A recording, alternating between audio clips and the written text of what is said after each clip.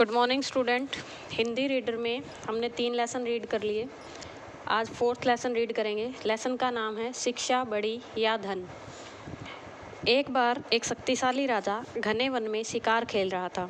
अचानक आकाश में काले बादल छा गए और मूसलाधार वर्षा होने लगी।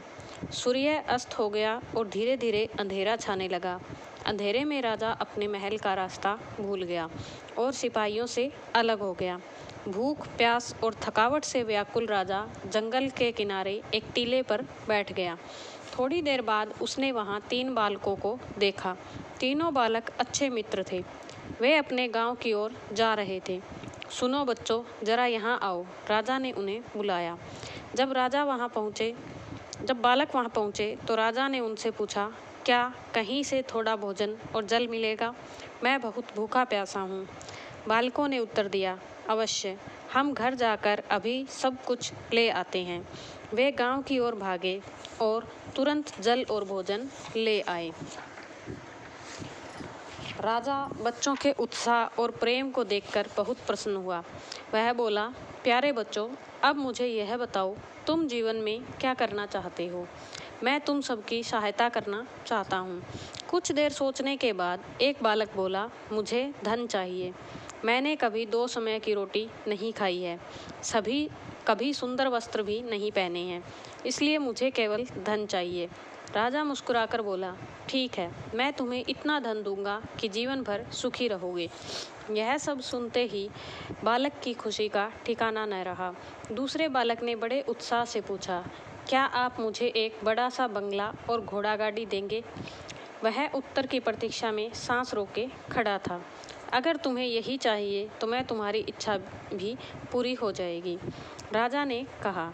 धन्यवाद, लड़के ने कहा। उसकी आंखें चमकने लगी। आज मैं मेरे घर में घी के दिए जलेंगे, वह बोला। तीसरे बालक ने चहकते हुए पूछा, क्या आप मेरा सपना भी पूरा करेंगे? राजा हंसते हुए बोला, क्यों नहीं महाराज, मुझे न धन चाहिए न बंगला। मुझे तो आप ऐसा आशीर्वाद दीजिए जिससे मैं पढ़ लिख कर विद्वान बन सकूं। शिक्षा समाप्त होने पर मैं अपने देश की सेवा करना चाहता हूं, उसने कहा। तीसरे बालक की इच्छा सुनकर राजा बहुत प्रभावित हुआ। उसने उसके लिए उत्तम शिक्षा का प्रबंध किया।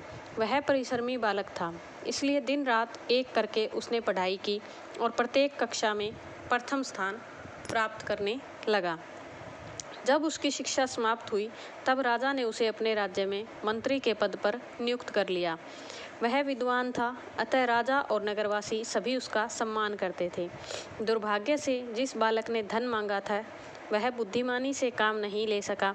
व्यापार में उसका सारा धन डूब गया और वह फिर से निर्धन हो गया। दूसरे बालक का बंगला और गाड़ी भी एक भूकंप में नष्ट भ्रष्ट हो गए। एक दिन दोनों मित्र राज दरबार में अपने विद्वान मित्र से मिलने गए। उन्होंने उससे कहा, हम दोनों ने राजा से पुरस्कार मांगने में बड़ी भूल की। तीसरे मित्र ने उन्हें समझाते हुए कहा, धन सदा पास नहीं रहता, ज्ञान जीवन भर मनुष्य के काम आता है और उसे कोई चुरा भी नहीं सकता। शिक्षा ही मानव को विद्वान और बड़ा बनाती है, धन नहीं। इसलिए धन से ज़्यादा ज़रूरी क्या है? आपका ज्ञान है। तो इस पाठ से हमें क्या शिक्षा मिलती है? इस पाठ से हमें यही शिक्षा मिलती है कि अगर हमारे पास ज्ञान है तो उसे हमसे कोई नहीं छीन सकता।